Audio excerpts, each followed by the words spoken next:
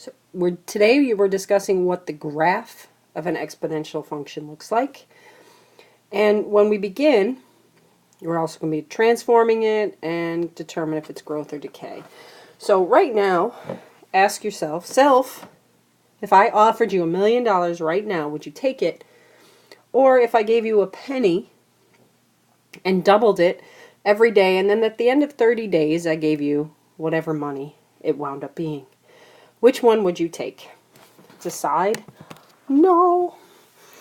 Okay, so this is an example of an exponential function. This could represent it if I used, instead of 0.01 for 1 cent, if I used 1 for 1 cent. This equation right here, y equals 2 to the x, could represent that situation. So in doing this, if I doubled that penny every day, and then at the end of the day, I would have this.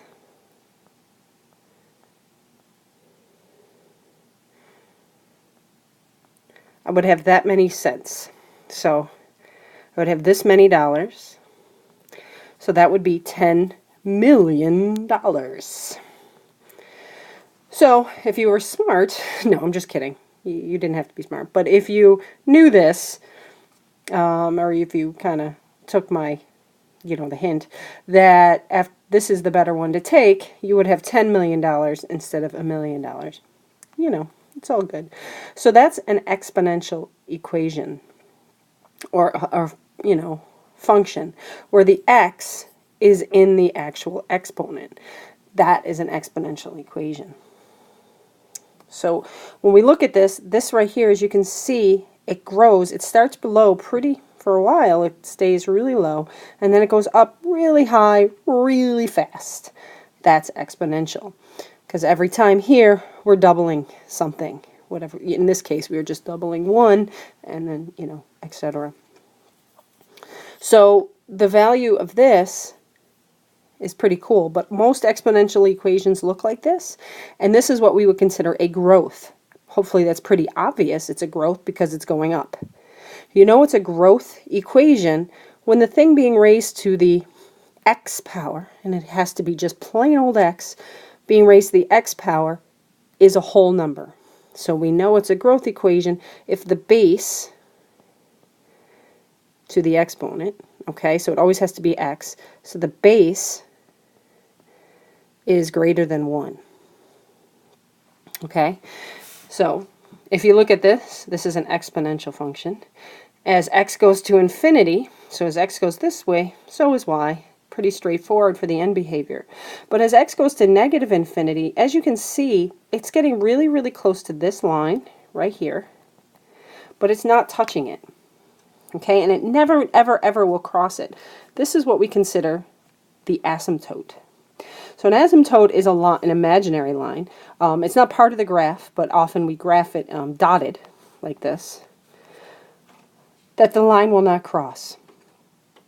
And the basic idea is, and in this case, if we look at y equals 2 to the x, can you think of a value that I can put in for x that will make y equal to 0?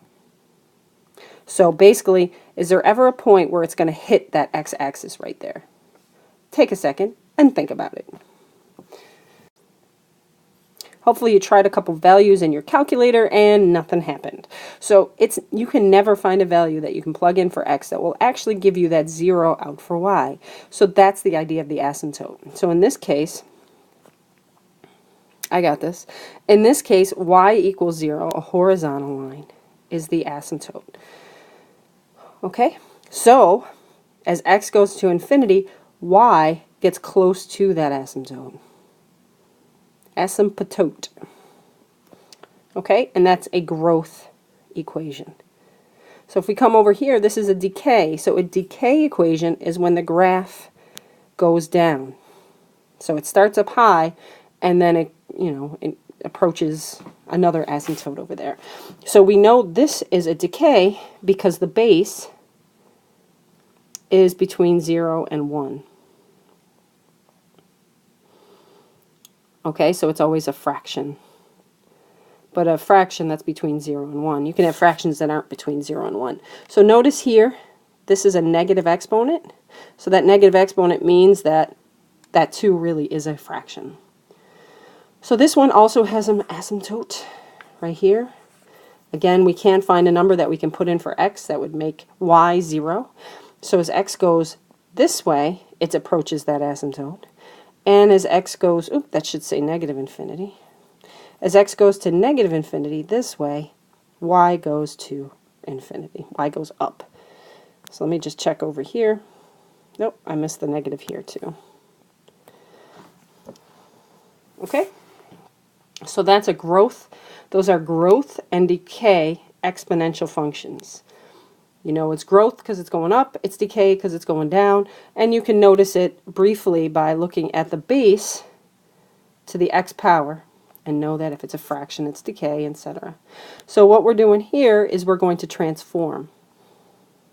So the idea is, you know, this is your base. Okay, this is your parent function, y equals b to the x. And anything you do, remember, if you add to the x, it moves the opposite direction, and so on. So this is nothing new. So y equals 2 to the x minus 2 plus 3. So if you look here, that's this equation that we've got. So normally the asymptote is here, and this is what I generally look at. And what we do is we move 2 to the right and up 3. So since 2 to the right and up 3, really up 3 is the only thing that's going to affect that asymptote. And that asymptote is at y equals 3. All right, now when you graph these, and we're going to practice graphing them, don't be as messy as me, because that really is ecky. You know, try to make things as straight as possible, and we'll get into that. So we're doing right 2 up 3. The equation of the new asymptote is y equals 3. And so the end behavior is as x approaches infinity, y approaches infinity. So it's going this way. And backwards, as x approaches negative infinity, y approaches the asymptote, which is 3. Okay, so let's just do this one. This is a nice decay. It doesn't look like a decay if you look at it here, but notice that negative exponent right there. It basically means I took the original, this guy, and negated that. So it flipped it over the y-axis.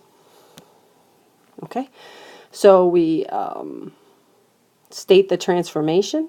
So flip over y, move left 1. Remember, that's the opposite, and then down 5. So we start here out at 0, and we move down 5. So the asymptote used to be at 0.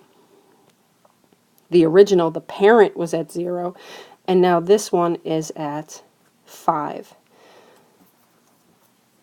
Okay, and then that's the new asymptote. The end behavior is as x approaches infinity, y approaches 5 or negative 5, and as x approaches negative infinity, y goes up. So as we go this way, the graph is going up, and as we go to the right, the graph is approaching that asymptote always.